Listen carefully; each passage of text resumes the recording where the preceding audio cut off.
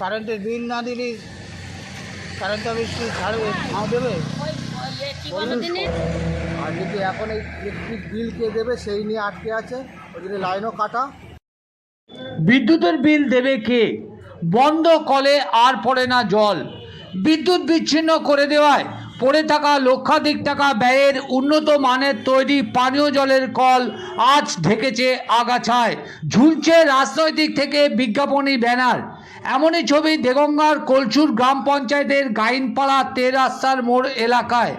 বছর কয়েক আগে আর্সেনিক মুক্ত পানীয় জল পরিষেবা দিতে লক্ষাধিক টাকা ব্যয়ে বসানো হয়েছিল উন্নত মানের পানীয় জলের কল, যা নিয়ন্ত্রিত হয় বিদ্যুৎ সংযোগে।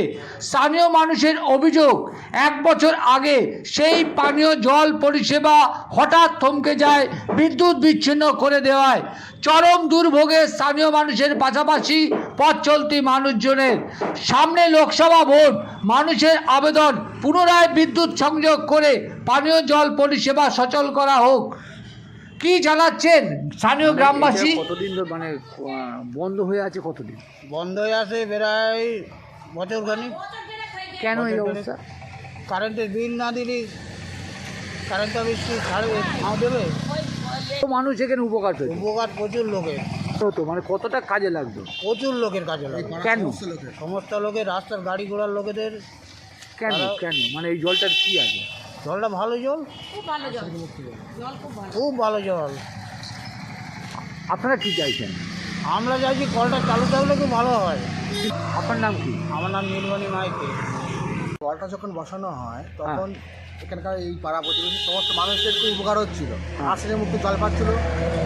আর যদি এখন এই ইলেকট্রিক বিল কে দেবে সেই নিয়ে আটকে আছে, ওই জন্য লাইনও কাটা। আর হচ্ছে এখানে এই রাস্তার উপরে বলে অনেক গাড়ির ড্রাইভার, অনেক পথ চলতি লোকজনও এখানে জল পেতে।